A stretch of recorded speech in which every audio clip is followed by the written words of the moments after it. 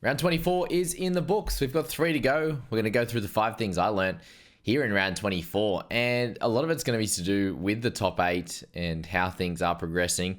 And obviously, lots of things change on a week-to-week basis around that. And then getting to my fantasy tip of the week. Obviously, we are lacking trades, or most people are anyway. I've managed to hold for the last 3 weeks, but it hasn't bared me any fruit. Let's just say that. But let's go through the 5 things I have learned. Starting off with the Storm, they show off their premiership credentials with some Cleary worries on top of that. So obviously picking up the win, they move in clearly into top spot on the ladder now after they took down the Panthers at Panthers home ground at Bluebet as well. So very, very impressive effort that was. They lost Cleary in the last 13 minutes. So you can't say it was just because Cleary was gone. And the Storm were able to show a good amount of defense in recent history just to get themselves these good wins against the good teams. And that's the important part about all of this for the Storm, is that they have enough attack. Can they play a good enough defense? And in recent history, they have been doing that. And congrats to the Storm. And if they do lose Cleary for a little bit, it does seem like 2 to 6 weeks is the prognosis from Brian at the NRL physio. And that's going to, could cause a few issues. If it is sort of, 3 or 4 weeks, which would mean that you might miss that first round clash. If they were to lose that one, there could be a lither bit of trouble in Pantherland. And we do know that Storm are very likely the second best team or best team in the competition right now. And this just paves the way, gives them a potential opportunity to rest players as well, which we should see, I think, likely in round 26 is what all the chat is around the Storm right now. And we'll have to see how things play out with the Roosters as well, because there's a little bit of chatter around that they might end up resting players in round 26 as well, which will put me in a little bit of trouble personally in my team for fantasy, but we'll see how that one ends up when we get closer to it, or at least, heading into next week in round 25. So congrats to the Storm in the position they've put themselves in, a couple of wins ahead of everyone else in the ladder, or on the ladder there, and afford them the opportunity to rest players in the upcoming weeks and however they decide to do that. So awesome work for them. Number 2 on that list there is Clifford the answer, or just a small overall team improvement? So does he actually make a difference in this side big enough for me to retract my statement last week of the Cowboys are done? And no, I don't think it changes it enough. I definitely think it's an improvement and a little bit of a difference maker. And really, it's a breath of fresh air is the big thing with Clifford at the moment, is you're bringing a guy that's been fighting, scratching and clawing to get himself back into this side and give himself opportunities to really stamp his approval and get the approval of his teammates to become the number 7 in this side, to partner Tom Dearden, who is obviously an Origin player there. So I think it's a bit of an improvement right now, just with the way, the form that Chad's been showing and what Clifford can offer, both running the footy and with his really cool big bombs as well. He kicks a much higher ball than that of Chad, but the reason Chad's been there is obviously the smarts. So what they are lacking in the smarts territory, they're gaining on in another way with Clifford's ball running and his kicking, more the bombs rather than just his general kicking in play. But I don't think it's going to make a big difference. They are in 7th. They would have to win every single match to go on and win the premiership. And the Raiders didn't look very good the other night. The Cowboys look slick, and hopefully that can continue, but I doubt that will be the case, coming from a Cows fan there. Number 3, all top 8 teams move forward, except for the fringe teams in obviously the Raiders and the Knights. So just wanted to give a bit of a shout out to all those sides and doing what they need to do. Eagles were at home, Roosters were at home, and Dogs were at home against slightly lesser opposition. 3 teams there, Warriors, Eels especially, at the bottom of the top 17. And the 4th last, I think, in the Wars, 2nd last with the Eels right now. Closely followed by the Rabbitohs in there as well. But the Dolphins was a really important loss for them, unfortunately, which we'll touch on in a second there. With the Finns when we get to the ladder as well. What did I say? Fringe team, Raiders and Knights. It was meant to be Dolphins, Raiders and Knights. Scratch that. We got there. But very disappointing for the Dolphins. Obviously coming up against a side in the Dogs that are playing incredible footy. And you can't take anything away from that. The Dolphins are just on a bit of a slide at the moment. Unfortunately, obviously, they've been able to do so well again this year, similar to that of last year, when they've had a lot of players go down injured, unfortunately, and they've got, it's really showing how important Jeremy Marshall King is to this side, as well as Plus been going. It's just another one of their senior players that's gone down. There's only so many I think that you can get by without. And just losing guys like Ewan Aitken on the left-hand side, it provides a little less starch for the middle, with Plath now moving to 9, and with guys like Felice Kafusi and Kenny Bromwich and these types of guys moving around, playing some edge and bits and pieces, rather than being able to use them in other positions to keep their team stronger. So unfortunate for the Dolphins at the moment, but that is where they sit outside the 8, unfortunately. And the Raiders getting smashed just weren't good enough, and it's not going to be their year, I don't think, to sneak in the 8, obviously, in that one there. And then with the Knights, unfortunately for them, and the Titans, really just pushing themselves out of any chance of making the 8 there as well. And Dragons doing a great job, 32-16 victors there. It's been very, very crazy, isn't it, how that one played out, but we'll speak about that in a second. So important wins for Eagles to get further up the bottom part of that, second part of the 4, 5 to 8 range. Roosters to cement themselves in the 4. Sharks to get the job done in a tight one, which was, wild. How they end up getting out of that one, and Knights just kept giving them a chance, kept dropping it, kept giving them a chance in that one there. And then the bottom of the table clash there with Tigers and Bunnies in that one as well. So congrats to all those teams, did a cracking job there for sure.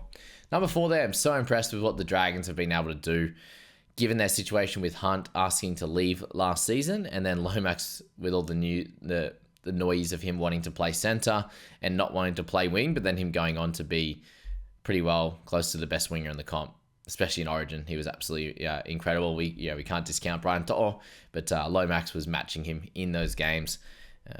We just expect it from To'o now, but we haven't expected it from Lomax, and he's come out and he has done that. So congrats to the Dragons for getting themselves in an absolutely incredible situation, which we'll have a look at on the ladder now.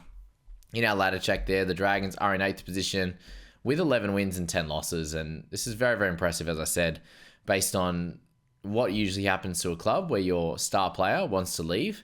But kudos to Ben Hunt, kudos to Flanagan for coming in and turning this team around, Hunt for trying his guts out each and every week and leading this team around, and showing that, it's not all that bad at the Dragons, that's for sure. Would have been very interesting if he did end up at the Broncos, how that would have played out with, Reynolds going down. Would Hunt have been able to help them get into that sort of top 8, top 6? Would be very interesting for sure, but it's just as fun watching him lead the Dragons around there. And we go to the ladder, as I said, Storm 4 points clear of that of the Panthers, so probably means that the Panthers are less of a chance of resting some of their guys, and for me that doesn't help too much, but I haven't got any Panthers anymore once I do trade out Cleary. I don't have Isaiah Yeo, but it probably gives it a slither of a hope to potentially get a rest at some point, or to start playing some less minutes in a few of these games or something like that. So very interesting number 2 there in number 2 for Panthers, because you want a home final in that first prelim. So the first qualifying final, basically. Roosters and Sharkies both on the same points there. Their differential is still fairly significant there of 67 in the Roosters' favour. So they're in a good spot. They obviously would like to push for a second there, and they'll be hoping the Panthers can get a loss at some point in the last 3 games of the season. But I think they'll be still fairly content being in 3rd spot. And it'd be interesting. Actually, they'd have to play Panthers, but you'd hope in this case for them that Cleary was out in that first game and they'd miss out on playing him. So interesting spot there in 3rd. And Sharkies in 4th, a really important win there. You didn't want to go down closer to where the Dogs are on the same points anyway, with the Eagles at 31. If you happen to lose a game here where they've got the Dragons next week, it could pose a bit of a threat and a bit of a problem for them to make sure they do get that top 4, which is going to be really important for them in a situation where they haven't been playing their best footy apart from last week. Even today they should have lost and were able to get the job done. So super important for them to get in that 4, and Dogs are breathing down their neck.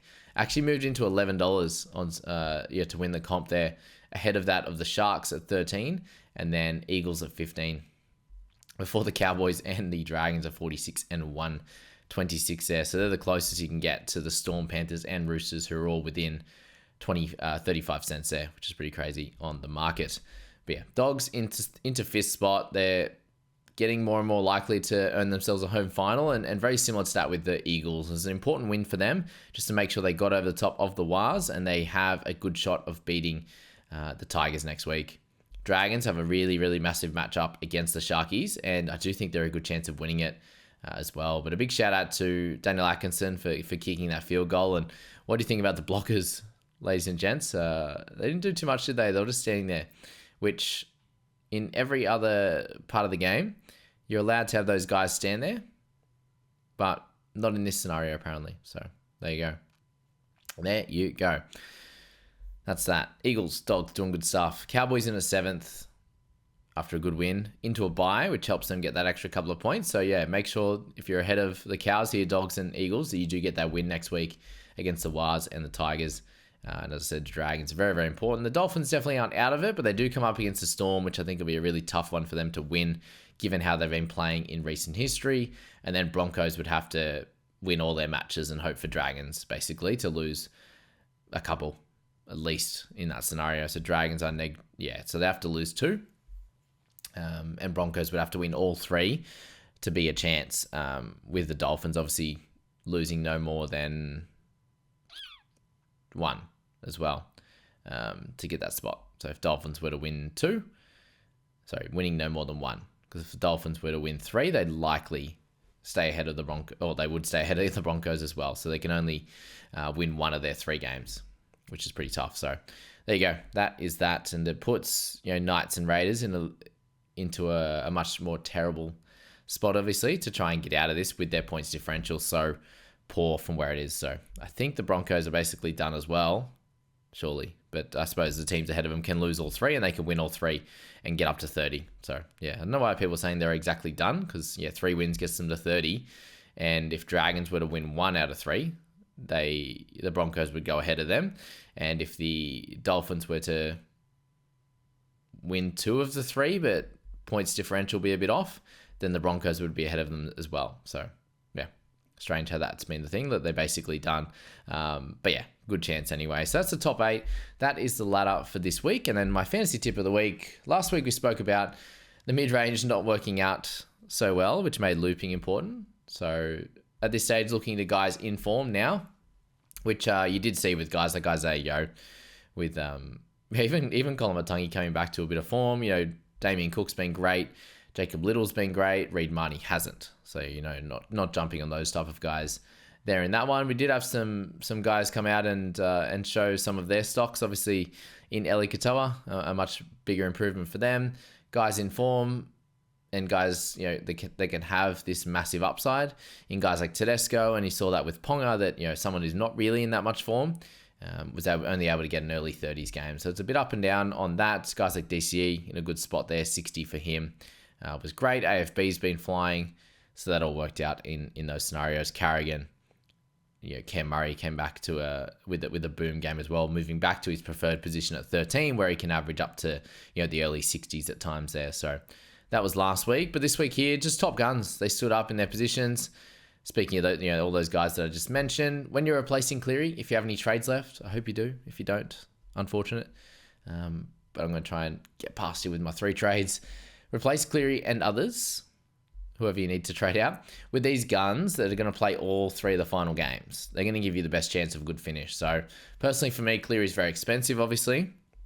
If I can use, I've got 3 trades. If I can use 2 this week to go Cleary to like a DCE, and then someone else like a Fainu or whatever I can do to get to a Carrigan or something like that, I'm going to do that this week with 3 weeks to go. I'm going to try and get as many points as I can now, and then hold on hope to round 27, because it does look like round 26 is going to be the resting week. We've all got, probably got 1 Tiger at least in a Galvin or a Fainu. I've got both.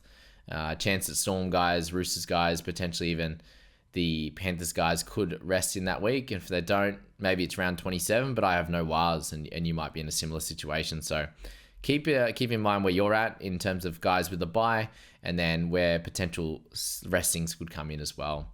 So thanks for this one, guys. Appreciate you guys tuning in as always, and we'll catch up with you again tomorrow morning to cover off the last 2 games of round 24 from a fantasy perspective there. You're all legends. Thanks so much for being here. We'll catch you in the next video.